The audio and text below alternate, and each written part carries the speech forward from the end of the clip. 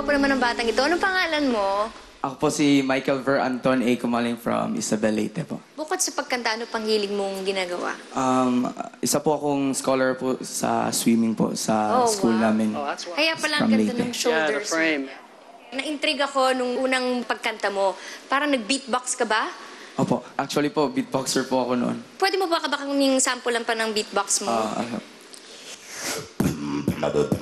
Oh, weird. Wow!